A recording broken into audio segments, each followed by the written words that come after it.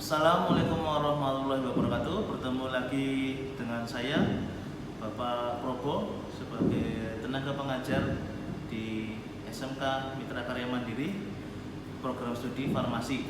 Nah, kali ini saya akan membahas pelajaran farmakologi dengan judul asma. Tentunya anak-anak kalian sudah paham apa yang namanya asma, ya.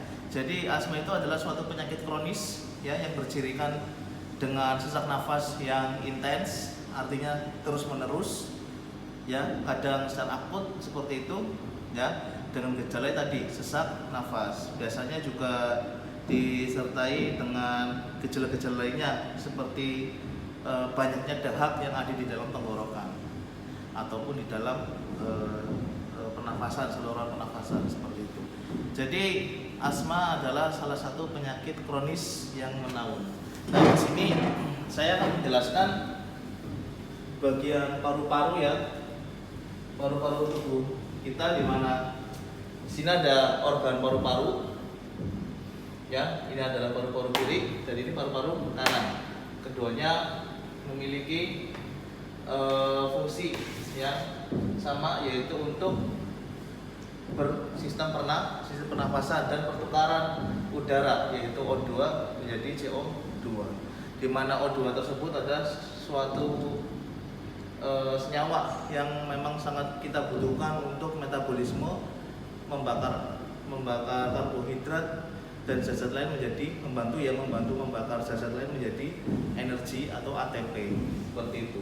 Di dalam sistem pernafasan, yaitu ada organ paru-paru. Sebelum ada paru-paru ada sistem organ hidung. Hidung kita adalah suatu jendela untuk masuknya oksigen yang kita butuhkan dan keluarnya CO2 yang tidak kita butuhkan, atau produk dari oksigen, seperti itu, ya. Jadi di sini pertama kita masuk dalam organ paru-paru, ada trachea dalam saluran pernafasan sebelum masuk ke paru-paru, terus ada bronkus, ya, di sini ada bronkus, terus ada bronchiolus, cabang yang di dalam paru-paru ini, dan ada alveoli, cabang yang terkecil di dalam bronkus, dan setelah itu ada alveolus, tempat pertukaran antara O2 dan CO2. Di sini inilah fungsi paru-paru, yaitu untuk laju pernafasan kita, ya, sistem pernafasan kita. Nah, di sini untuk pengobatan seperti asma, ya, salah satunya, di mana asma itu yang paling banyak terserang itu di dalam sistem sini, ya, di antara bronkus dan alveolus, tentunya di dalam paru-paru. Itu yang terjadi pada asma kita itu, pada pasien asma, di mana di sini ada yang namanya kerusakan, ya, kronis, alergi atau alergi kronis yang disebabkan apa? Alergen biasanya. Alergen itu apa sih? Alergen adalah zat yang memberikan alergi, zat alergi yang menyebabkan alergi, itu namanya alergen. Contohnya apa? Banyak. Kalau misalnya dari contoh dari luar itu ada debu atau polusi, jangan ada udara dingin, jangan ada bulu hewan yang halus-halus, ya, ada serbuk polen, ya. Jadi di sini zat alergen yang biasanya sering didapatkan dari luar, seperti polusi, ya. Banyak, ya, dan di sini ada polusi dari hasil dari pabrik, asap kendaraan, ya, seperti itu. Nah, terus selain dari zat-zat tersebut, ada juga alergen itu dari obat. Bahkan dari obat pun bisa menyebabkan alergi. Obatnya apa? Obatnya tidak bisa disebutkan, karena memang setiap manusia atau individu mempunyai respon-respon terhadap obat itu sendiri. Misalnya ada yang alergi dengan amoksisilin atau alergi dengan obat-obat kortikosteroid seperti itu. Ya, ini salah satu alergen yang dapat menyebabkan asma. Asmanya kambuh, bisa saja seperti itu. Nah, dari alergen tersebut, maka pencetuslah ditemukanlah banyak-banyak obat untuk mengurangi gejala asma. Ya, jadi gejala asma itu sesak nafas, rasa seperti tertekan di dada itu, ya disertai dengan batuk dan lain-lain, itu asma seperti itu. Nah, obatnya apa saja sih? Tentunya obat-obat untuk mengurangi gejala asma itu yang pertama adalah obatnya itu ada bronchodilator. Ya, bronchodilator ada apa sih? Di mana dia obat tersebut yaitu untuk memvasodilatasi bronkus. Vasodilatasi bronkus, memperlebar jalan pembuluh pernafasan. Nah, di sini ada banyak contoh-contohnya, golongannya lagi, yaitu ada beta 2 adrenergic,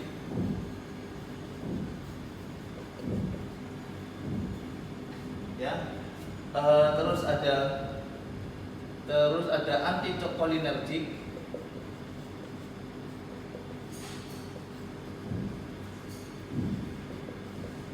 terus ada derivat xanthin.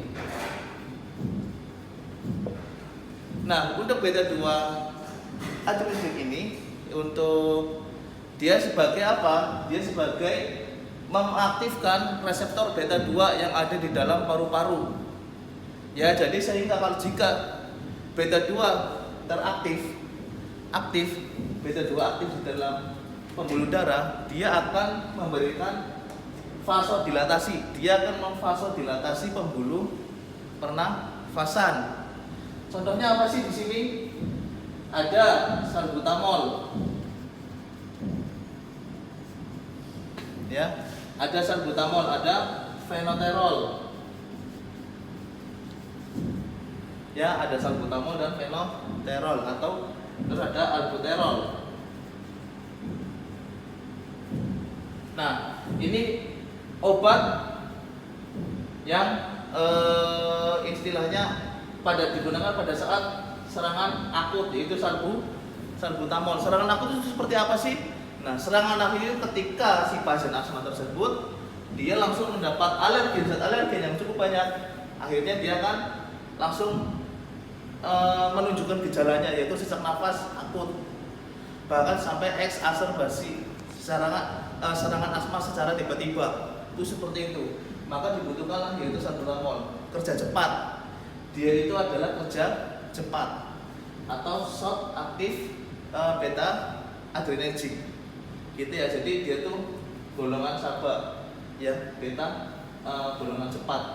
Kerjanya itu cepat. Ketika salbutamol masuk ke dalam tubuh kita, dia akan merespon.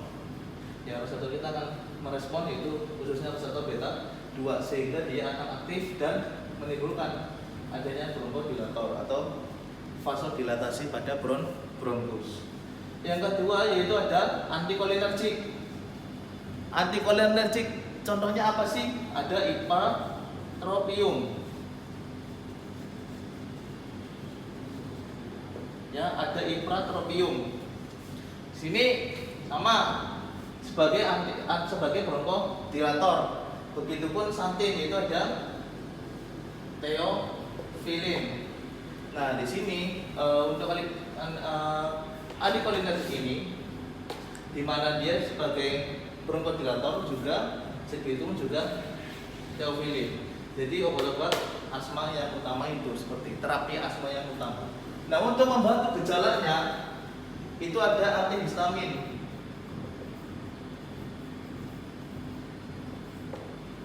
Antihistamin apa sih? Antihistamin adalah obat untuk menghambat reseptor histamin, keluarnya reseptor histamin. Ketika reseptor histamin aktif atau keluar, maka alergi akan timbul. Alergi yang diberikan oleh zat alergen. Ya, makanya tadi asma di awal pembicaraan, asma salah satu alergi kronis. maka butuh yang namanya antihistamin untuk memblok adanya alergi. Nah, contohnya apa? Ada ketotifen, ya, ada cetirizin, ada CTM. Nah, seperti ini. Makanya biasanya terapi-terapi untuk pasien asma ditambahkan antihistamin untuk mengurangi adanya alergi, seperti itu. Setelah antihistamin ada apa lagi? Untuk obat gejalanya ada ekspektoran.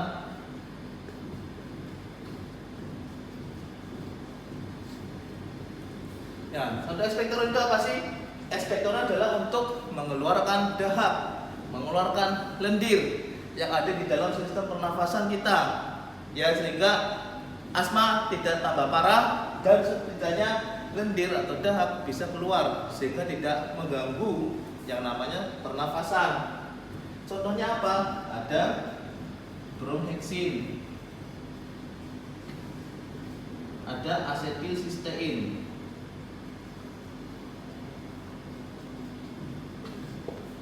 ada bromheksin dan asetilsistein.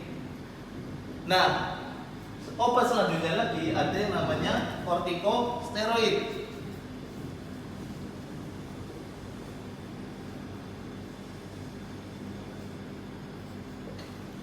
Kortikosteroid salah satu antiinflamasi, ya, antiinflamasi. Kortikosteroid di mana adanya peradangan di dalam sistem pernafasan kita, ya, akibat dari zat alergen seperti itu. Terus dari ketika peradangan terjadi, otomatis yang namanya mukus dia akan keluar, maksudnya akan memproduksi mukus. Dan peradangan inilah juga mengganggu tentunya. Akhirnya apa? Seperti bronkus, seperti alveolus itu akan menyempit. Ketika menyempit, adanya peradangan, sehingga jalan pernafasan itu akan terganggu. Makanya digunakanlah kortikosteroid sebagai antiinflamasi. Ya, di sini adalah antiinflamasi.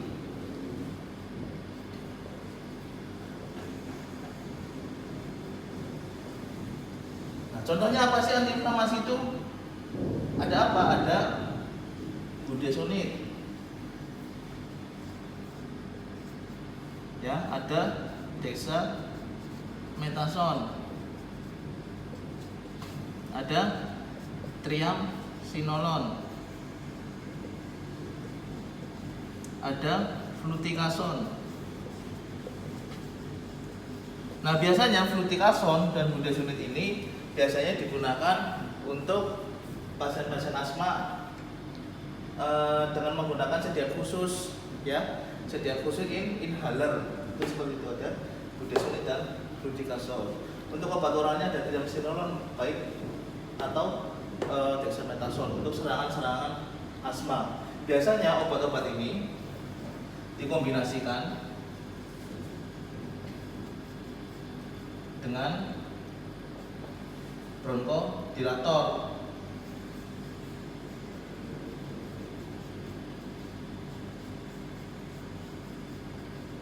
Nah, ini ya, jadi kombinasinya dengan bronkodilator untuk serangan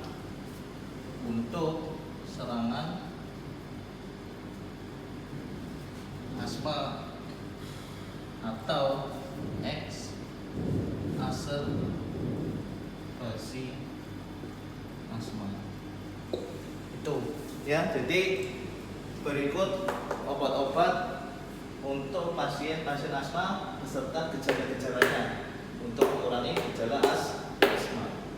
Nah, itulah ulasan farmakologi bergambar dan ulasan obat-obatnya apa saja serta gejala-gejalanya serta alergi untuk asma. Ya, itu saja yang bisa saya sampaikan kepada kalian. Jika ada pertanyaan, silahkan bisa langsung tulis di kolom komentar, itu ya. Dan jangan lupa terus belajar yang rajin, ya, untuk meningkatkan daya kita tentang dunia farmasi, yang meningkatkan pengetahuan kita tentang dunia farmasi. Yaitu pun belajar juga yang sangat harus rajin ya, belajar yang rajin, dan jangan lupa karena memang ini musim pandemi corona harus hati-hati, selalu jaga jarak. Jika tidak ada kesibukan, tentu di rumah saja ya. Jika tidak ada yang perlu pergi, di rumah saja, dan tentunya harus menggunakan masker karena untuk mengurangi penyebaran virus corona ini. Dan jaga selalu imunitas tubuh kalian, seperti makan buah, sayur yang mengandung vitamin C ataupun anti radikal bebas. Gitu ya, karena vitamin C dapat meningkatkan imunitas tubuh kita. Itu saja yang bisa Bapak sampaikan. Semoga bermanfaat. Billahi taufiq wal hidayah. Wassalamualaikum warahmatullahi wabarakatuh.